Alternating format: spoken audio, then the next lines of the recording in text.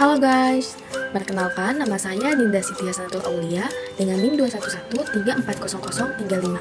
Baik, di sini saya akan sedikit menjelaskan tentang perkembangan periode prenatal dan masa bayi. Jadi, masa prenatal itu adalah masa atau waktu di mana manusia itu mengalami perkembangan untuk pertama kalinya, atau biasa disebut dengan awal perkembangan. Nah, masa ini terjadi selama dalam rahim seorang ibu, yaitu sekitar 9 bulan lebih 10 hari. Adapun ciri perkembangan prenatal menurut Harlock, yang pertama terjadinya pembangunan sifat-sifat yang diturunkan oleh kedua orang tua janin. Jadi, kondisi ini akan dipengaruhi oleh kromosom yang disumbangkan oleh kedua orang tua janin. Yang kedua, adanya pengaruh kondisi-kondisi dalam tubuh ibu yang akan menunjang perkembangan sifat bawaan dan perkembangannya, baik itu sifat yang baik maupun sifat yang buruk.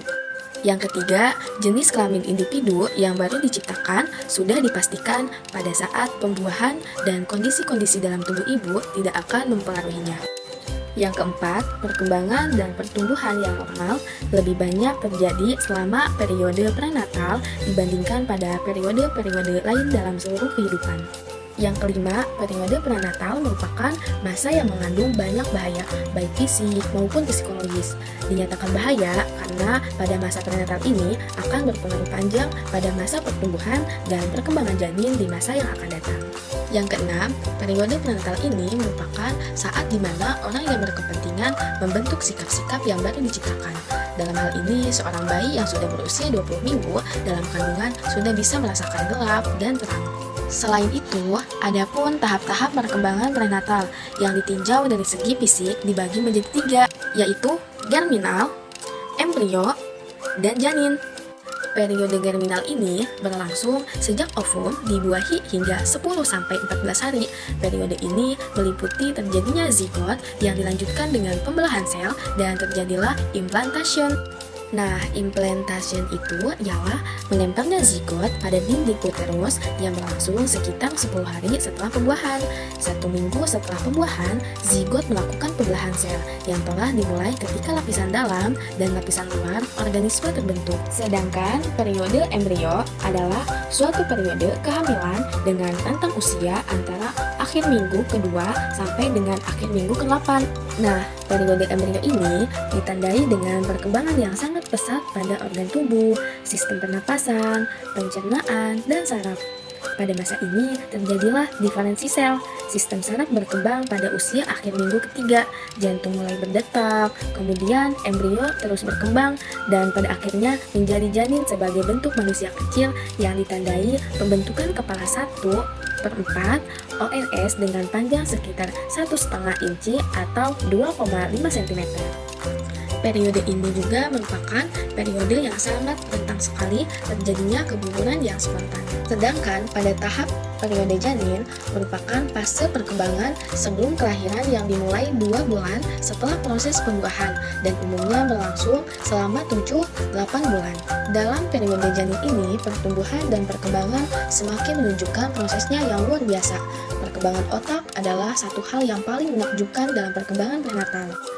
Adapun beberapa tugas yang harus dipenuhi selama rentang kehidupan pada masa bayi, yaitu dengan belajar berjalan pada usia 9-15 bulan, belajar memakan makanan yang padat, belajar berbicara, belajar buang air kecil dan buang air besar, belajar mengenal perbedaan jenis kelamin, mencapai kestabilan jasmaniah psikologis, membentuk konsep-konsep sederhana kenyataan sosial dan alam, belajar mengadakan hubungan emosional dengan orang tua, saudara, dan orang lain, dan juga belajar mengadakan hubungan baik dan buruk dan pengalaman kata hati. Adapun beberapa perkembangan pada bayi. Yang pertama yaitu perkembangan fisik. Dalam perkembangan fisik pada masa bayi, di mana pertumbuhan seorang individu berkembang dengan pesat. Selama tahun pertama, peningkatan berat tubuh lebih besar daripada peningkatan tinggi. Pada masa bayi, gerakan-gerakan tubuh dimotori dengan kerjasama antara otot, otak, dan saraf. Kita namakan dengan motorik. Mula-mula, bayi dapat menguasai otot-otot bibir, lidah, mata, dan sebagainya. Kemudian, ia menguasai otot-otot leher dan bahunya. Sedangkan dalam perkembangan psikologis, pada masa bayi ini adalah masa pembentukan psikologis fundamental untuk makan, tidur, dan buang air. Meskipun pembentukan kebiasaan ini mungkin tidak selesai pada akhir masa bayi. Adapun perilaku emosional pada masa bayi ini terbagi menjadi dua ciri khusus dari emosi masa bayi, yaitu emosi bayi ini disertai oleh reaksi perilaku yang terlampau hebat bagi rangsangan yang menimbulkannya, terutama dalam hal marah dan takut. Yang kedua, emosi lebih mudah dibiasakan pada masa bayi dibanding pada periode-periode lainnya. Ini disebabkan karena terbatasnya kemampuan intelektual bayi sehingga mereka mudah dan cepat bereaksi terhadap rangsangan yang pada waktu lalu membuktikan reaksi emosional. Selain itu, pada masa bayi ada juga yang dinamakan dengan perkembangan sosialisasi. Nah, dalam perkembangan sosial pada kehidupan masa bayi berpusat di sekitar rumah. Dengan pengalaman interaksi sosial di dalam keluarga, dapat menentukan cara-cara tingkah lakunya terhadap orang lain. Apabila interaksi sosialnya di dalam keluarga tidak lancar, maka besar kemungkinan bahwa interaksi sosial dengan masyarakat juga berlangsung tidak lancar. Nah, maka dari itu, ada pun beberapa reaksi sosial terhadap bayi-bayi lain, antara lain, yang pertama, 4-5 bulan. Bayi ini mulai menarik perhatian bayi lain dengan melambungkan badan ke atas dan ke bawah, menendang, tertawa, dan bermain dengan ludah. Nah, yang kedua, 6-7 bulan. Bayi ini tersenyum terhadap bayi lain dan menunjukkan minat terhadap tangisannya. Yang ketiga, dalam usia 8-13 bulan, bayi ini mencoba meramasi pakaian dan rambut bayi-bayi lain, meniru perilaku dan suara mereka, dan bekerja sama dalam menggunakan mainan, meskipun ia cenderung bingung bila bayi lain mengambil salah satu mainannya. Yang keempat, 13-18 bulan, bayi dalam berebut mainan sekarang sudah berkurang, dan bayi lebih bekerja sama dalam bermain dan mau berbagi rasa dengan teman lainnya.